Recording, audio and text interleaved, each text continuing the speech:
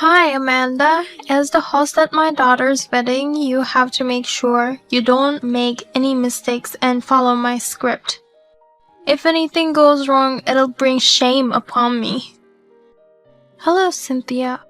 I already told you the other day, but I plan to skip her wedding. I'm not good at speaking in front of lots of people, and I thought Kaori wanted her best friend to be the host. You're my daughter-in-law. Don't complain and just do as I say. I want to create my ideal wedding and you're gonna help me make it happen. But Kaori said as long as Travis enjoys it, she won't have any particular preferences. Don't you want to make your sister-in-law's wedding a success? I do, but now I'm in the last month of pregnancy, so I want to avoid any risks. The wedding venue is a bit far from my hospital and some people may get drunk. You know? This is my first time giving birth, so I'm very nervous. Plus, I don't want to cause any trouble at her wedding. It's not good for the baby if you get too nervous. As a woman who has experienced childbirth twice, I'll give you some advice. In order to give birth to a healthy baby, you need to exercise. Coming to the wedding would be the perfect opportunity for you to get good exercise. I'll have you by my side as my servant to entertain the guests, so come, okay? I knew you were trying to use me like your servant. You're my daughter-in-law, so I have the right to use you as I please. I thought I helped you enough already with the preparation. I even helped you pay for the wedding.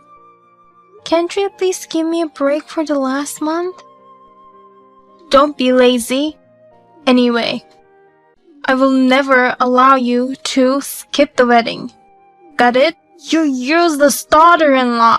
I can't believe you really skipped Kaori's wedding. It's such a shame that my eldest son's wife didn't attend. I told you in advance, didn't I? I'm in my last month of pregnancy and my due date is coming up. I told you I wanted to skip the wedding to avoid any trouble. I didn't think you'd really be absent. Well, it's too late for you to apologize now. What? What do you mean? We don't need a useless daughter-in-law who would skip her sister-in-law's wedding just because she's in her last month of pregnancy. I filed for your divorce today. Now it's time for you to get out of this house. You filed divorce? Divorce between Travis and me? That's right.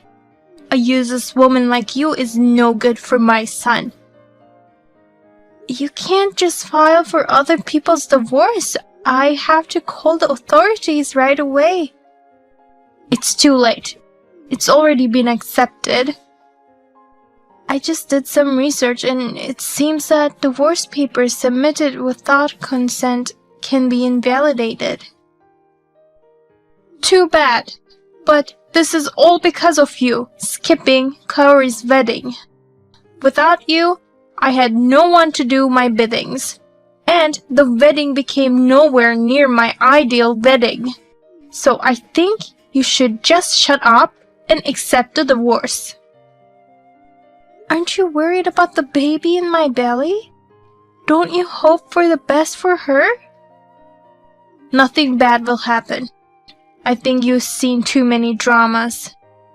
Anyway, until you reflect on your actions enough, I won't let you in my house. Now, pack up your stuff and get out of this house. We're going to the after party, so you should be out by the time we get back. Amanda, how are you feeling? I'm heading home now, so let me know if you need anything. I'm still fine, thank you for your concern. But don't you have to go to the after party too? I had no intention of going. If I were Kaori and her friends, I wouldn't want my parents to come. But your wife said she's going. Yeah, she wasn't happy with today's wedding. I guess she's going to the after party to vent her frustration. But I don't know if it's gonna be fun partying with such young people. I'm sorry. It's because of me. Why are you apologizing? Your wife is in a bad mood because I missed the wedding. Did Cynthia say something to you? Yes, that a useless wife who misses her sister-in-law's wedding should get out of the house. What? I'm sorry, Amanda. No, you've done nothing wrong. What the hell is Cynthia doing? You're in the last month of pregnancy. How is gonna take responsibility if something happens to you or the baby? Has she done anything else to you? As a matter of fact, she filed for our divorce without permission. No way. I'm going to call the authorities tomorrow and ask them to take it down, but I was surprised it'd go that far. Okay, I'll talk to her about it too. You tipped off my husband. He got mad at me because of you. It's the daughter-in-law's duty to accept the mother-in-law's words without telling others about it. Shame on you. I've done nothing wrong. You know, I'm in the last month of pregnancy and still you try to kick me out. Your actions have gone too far. I don't care what you think. A daughter-in-law who won't even listen to her mother-in-law needs this much of a punishment. Enough is enough. You may dislike me and that's totally fine, but I have a child in my belly now. How could you kick me out of the house or file for divorce when I'm in such a condition? How can you be so cruel? This is my first childbirth. I'm worried every day if I'll be able to give birth safely. Please don't disturb me anymore. You're so annoying. This house you're living in now is ours. You should be grateful that you get to live in such a fine house. You really don't care what happens to me or the baby. What I want is a lovely daughter-in-law who is obedient. I don't want a rebellious wife like you. I understand. Then I have my thoughts too. I'm sure it's not something that will trouble me. You'd better be prepared. I have nothing to be afraid of. Try to trouble me if you can. Hey, Greg. I can't get in the house. What's happening here? The key doesn't fit. Did that useless daughter-in-law do something? Amanda has nothing to do with it. Then who did this? It's my doing. You changed the locks? Yes, I changed the locks on the house while you were out. You can't get into the house with the key you have now. Huh, why would you do that? I can't get into the house with this. I'd understand if you're trying to get rid of that useless woman, but why would you lock me out of our house? You told Amanda to get out of this house. So what? Amanda will never leave the house. We're the ones who have to leave. What do you mean? We built that house. So why are you saying that as if it belongs to Amanda? In fact, it's Amanda's house. Why? Explain it to me so I can understand. This house was built with a loan made by us. But you designed it unnecessarily gorgeous to show off. The extravagant exterior, a huge yard with extra space, and even the interior is elaborate. In the end, we had to take on a lot of debt to pay the mortgage on the house, right? Yes, but you said you already paid that off. Were you not listening to me? It's not us who paid off the debt. It was Amanda's father who took care of it. What? Amanda's father made a proposal to pay off the rest of the debt, saying he was grateful that his daughter could live in such a nice house in an ideal location. Amanda seemed to have told him how much she liked our house. His only condition was to change the house owner to his daughter. We were planning to give this house to our son and his wife eventually, so I agreed. That's why the house is hers. You never told me about that. Why did you agree to that without asking me? I did tell you, but you only heard the part where would be free of debt. You said I could do anything as long as the debt would be paid off. Anyway, if Amanda doesn't want to live with us, she has the right to kick us out. Oh, no! Not only will she not attend the wedding, but she's kicking her family out? I can't believe this. Greg, let's sue that woman. No, she gave me permission to live there, so there's no need for me to sue her. What? Amanda said Travis and I can continue to live there. She could have kicked us all out right away, but she was kind enough to let us stay. So I'm the only one who got kicked out? You have no right to be angry at her. You know what you've done to her, right? That woman. She messed with my family. I'll pay for you to stay in a hotel for a few days. So, in the meantime, think about what you should do. You could apologize to Amanda and ask for her forgiveness if you want to live here. Or you can just live on your own. I'll never apologize. Could you talk to Amanda and ask her to forgive me? If you ask her, I'm sure she will forgive me. I told you, didn't I? If you want to come back to this house again, apologize to Amanda. Well, it's up to her whether she forgives you or not. You're just taking her side because she's young. Did she seduce you to gain more allies? No wonder you're so nice to that woman. Stop saying such rude things. I just don't approve of your behavior, that's all. Don't blame Amanda for everything. If it wasn't her fault, whose fault is it? Don't you get it? You brought this whole thing on yourself, didn't you? I'm fed up with your pretentiousness. At Kara's wedding, you ignored the bride's wishes and forced your own ideals on her. As a result, the wedding cost became too much for us to afford, and you had Amanda to support you. It's the same with the house. I told you we should build a house that suits our needs, nothing more. But you went and talked to the builders on your own, and the budget increased. The result is that debt.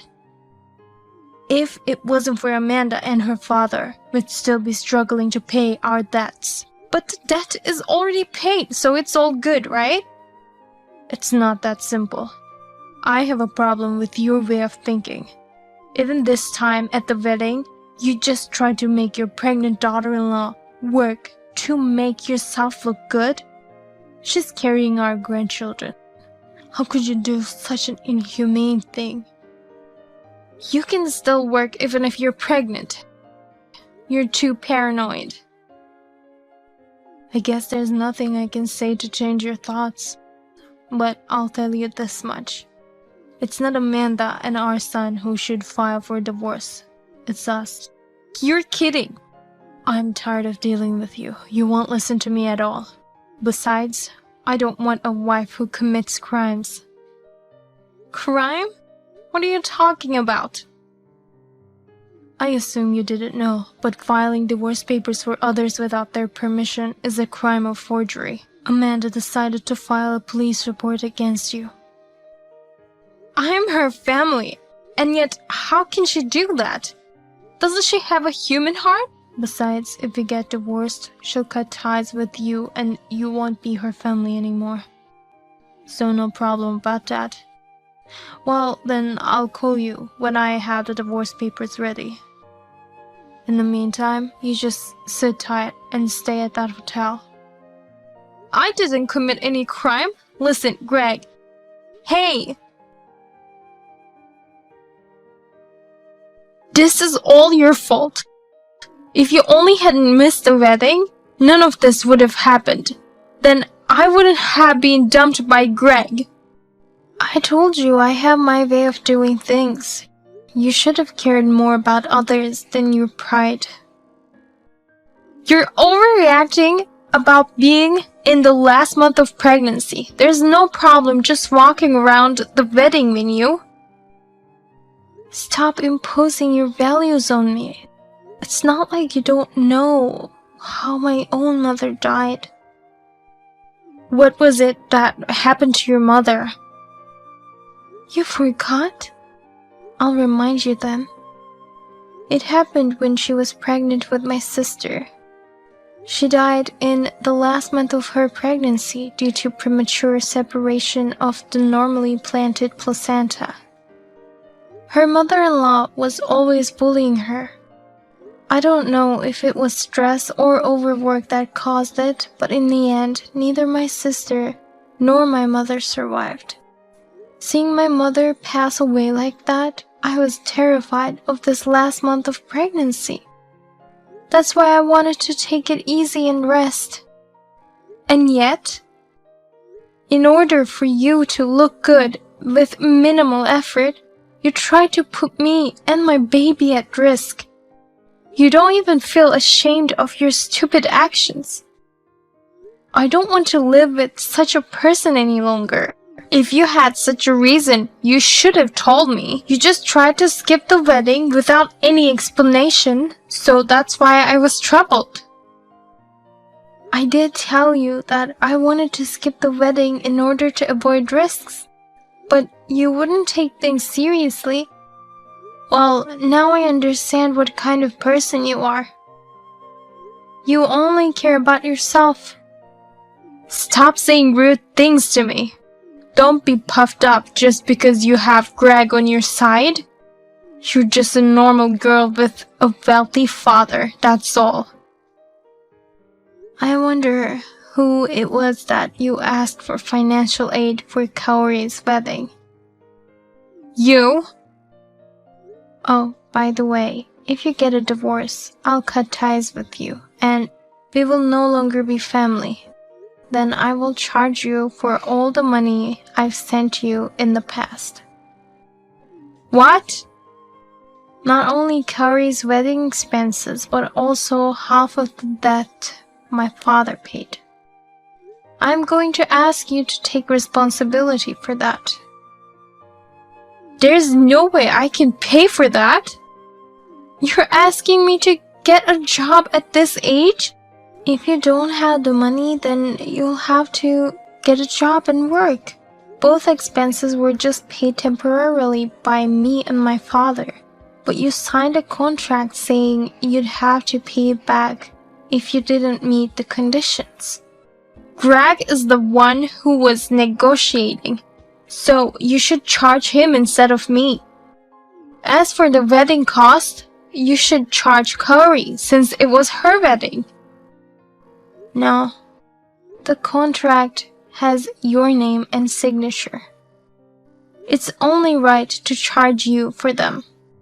You may have not read it thoroughly, but both my father's contract and mine says you'll have to pay back the money if I ever cut ties with you. Oh, no. What should I do? There's no way I can pay that much money. If you work like crazy, I'm sure you'll be able to manage. My life from now on will be only to pay off my debts. That's what you get for putting your pride first. Please, Amanda, help me. I tried to compromise enough, but it was you who rejected me. Oh, no. We don't need a person with no common sense in our family. I'll pay for the wedding expenses, so please don't charge me for the debt. Please, Amanda.